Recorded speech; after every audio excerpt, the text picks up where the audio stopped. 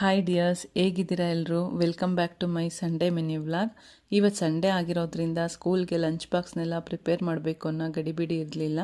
ಅದಕ್ಕೆ ನಿಧಾನವಾಗಿ ಅಕ್ಕಿ ರೊಟ್ಟಿ ಮೂಲಂಗಿ ಪಲ್ಯನ ಮಾಡ್ಕೊಂಡು ತಿಂದು ಮನೆಯನ್ನೆಲ್ಲ ಕ್ಲೀನ್ ಮಾಡ್ಕೊಂಡ್ವಿ. ಮನೆ ಕ್ಲೀನಿಂಗ್ ಟೈಮ್ನಲ್ಲಿ ಈ ನವಿಲು ಗರಿಗಳು ಸಿಕ್ಕಿದ್ವು. ಎಲ್ಲ ಕಡೆ ಬಿಸಾಡಿ ಹಾಳು ಮಾಡೋ ಬದಲು ಒಂದು ಬಾಟಲ್ನಲ್ಲಿ ಸ್ಟೋರ್ ಮಾಡೋಣ ಅಂತ ಎತ್ತಿಟ್ಟೆ. ನೆಕ್ಸ್ಟ್ ಮಗನಿಗೆ ಏನಾದರೂ ಕೃಷ್ಣ ಡ್ರೆಸ್ ಹಾಕಿದರೆ ಬೇಕಾಗುತ್ತೆ ಅಂತ. ಆಮೇಲೆ ಮಧ್ಯಾಹ್ನ ಊಟಕ್ಕೆ ಅಂತೇಳಿ ಹೊರ್ಗಡೆಯಿಂದನೇ ಆರ್ಡರ್ ಮಾಡ್ಕೊಂಡಿದ್ವಿ ನಾನ್ ವೆಜ್ ಊಟನ. ಕೆಲಸನೆಲ್ಲ ಮುಗಿಸೋ ಅಷ್ಟರಲ್ಲಿ ಒಂದು 5 ಗಂಟೆ ಆಗಿತ್ತು. ಇನ್ನೇನು ಡಿನ್ನರ್ಗೆ ಪ್ಲ್ಯಾನ್ ಮಾಡಬೇಕಲ್ಲ, ಅದಕ್ಕೆ ಹೇಗೂ ಇವಾಗ ಅವರೆಕಾಯಿ ಸೀಸನ್ ಅಲ್ವಾ, ಚಿಲ್ಕವರೆಕಾಳಿನ ಸಾಂಬಾರು ಮಾಡಿದ್ದೆ. ನನ್ನ ಮಗ ಜಾಮೂನ್ ಬೇಕು ಅಂತ ಹೇಳಿ ಹಠ ಮಾಡ್ತಾಯಿದ್ದ. ಅದಕ್ಕೆ ಅಂತ ಹೇಳಿ ಅಡುಗೆ ಜೊತೆನೇ ಜಾಮೂನ್ ಕೂಡ ಮಾಡಿದ್ದೆ.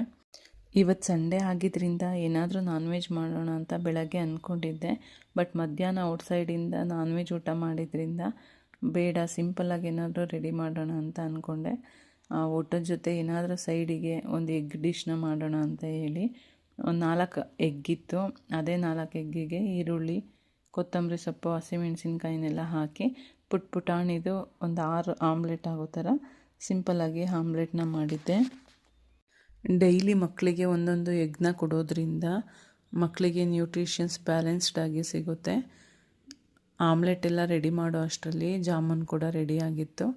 ರೆಡಿಯಾಗಿರೋ ಜಾಮೂನ್ನ ಸಕ್ಕರೆ ಪಾಕದಲ್ಲಿ ಹಾಕಿ ನೆನೆಲಿಕ್ಕೆ ಇಟ್ಟೆ.